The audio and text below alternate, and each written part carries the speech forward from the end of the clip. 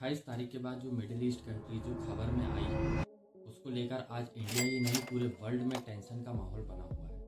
और ये बात मैं नहीं, यूट्यूब में हर एक वो व्यक्ति बोल रहा है जिसको इस खबर के बारे में जानकारी है और इससे संबंधित वो वीडियो डालता है और इसको लेकर सबका अलग अलग मत सुनने में आता है।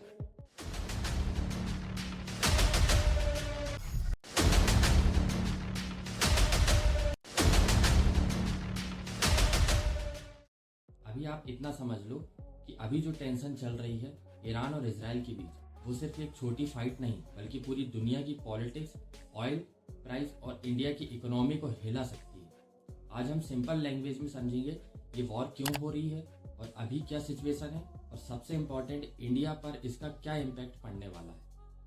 मैं आपसे वादा करता हूँ कि इस वीडियो के बाद आपको ईरान और इजराइल के वॉर से संबंधित कोई भी डाउट नहीं रहने वाला है। Welcome back to the channel A for knowledge.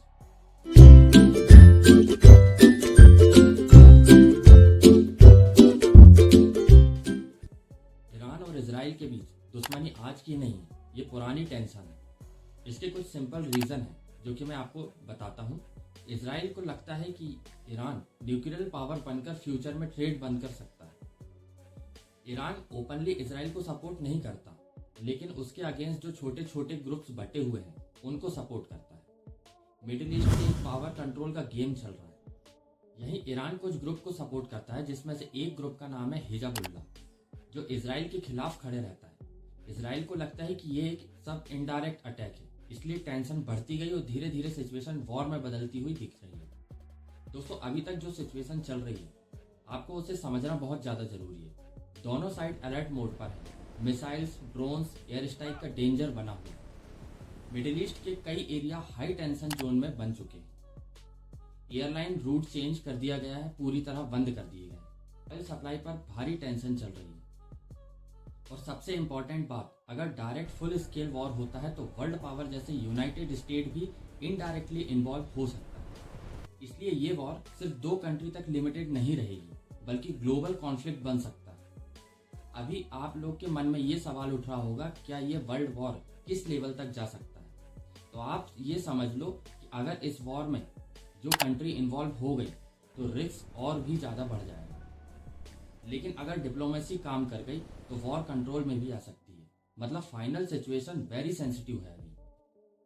सबसे इंपॉर्टेंट बात कि इंडिया पर इसका क्या असर देखने को मिल सकता है। अगर ईरान और इजराइल वॉर बड़ा होता है तो इंडिया पर 4 बड़े इम्पैक्ट देखने को मिल सकते हैं। पहला, पेट्रोल और डीजल और भी ज़्यादा महंगा हो जाएगा। इंडिया ऑयल इंपोर्ट करता है इन्हीं मिडिल ईस्ट कंट्रियों से। अगर वॉर हुआ तो ऑयल सप्लाई टेंशन बढ़ जाएगी, जिससे पेट्रोल और डीजल महंगे हो सकते हैं। दूसरा, शेयर मार्केट डाउन हो सकता है। अगर वॉर ज़्यादा बढ़ती है तो ग्लोबल अनसर्टेनिटी बढ़ेगी, इससे इंडियन स्टॉक मार्केट भी गिरावट आ सकती है।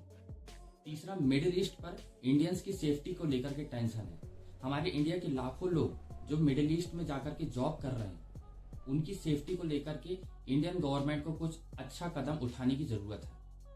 चौथी और सबसे महत्वपूर्ण, इंडियन की foreign policy.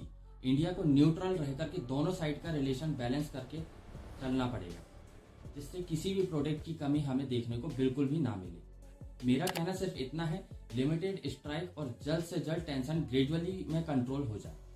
Long term proxy war चले, जिससे इनडायरेक्ट अटैक हो, उससे ये किसी को पता नहीं चलेगा कि अटैक किसने किया है। या फिर मल्टीपल कंट्रीज इन्वॉल्व हो जाए, जिसमें वॉर एक बार में ही समाप्त हो जाए। अभी हम एग्जैक्ट फ्यूचर का कोई प्रेडिक्ट नहीं कर सकते, पर टेंशन बिल्कुल हाई लेवल पर है। दोस्तों, ईरान और इजराइल के बीच जो कॉन्फ्लिक्ट चल रहा है वो सिर्फ 2 कंट्री की फाइट नहीं है, बल्कि ग्लोबल पॉलिटिक्स, ऑयल प्राइस और इकोनॉमी का गेम चल रहा है। अगर सिचुएशन बिगड़ती है तो इसका डायरेक्ट इम्पैक्ट इंडिया को जबरदस्त तरीके से देखने को मिलेगा। इस बार का असली बैटलफील्ड सिर्फ मिडिल ईस्ट नहीं बल्कि पूरी दुनिया में इकोनॉमी और फ्यूचर का स्टेबलिट करना है। आप क्या समझते हैं, ये टेंशन फुल वॉर में बदलेगी या डिप्लोमेसी से कंट्रोल हो जाएगी? कमेंट में जरूर बताना। आई होप मैंने जो आपको अभी तक बताया आपको समझ में आया होगा। मिलते हैं एक नए इंपॉर्टेंट टॉपिक में, जब तक के लिए गुड बाय।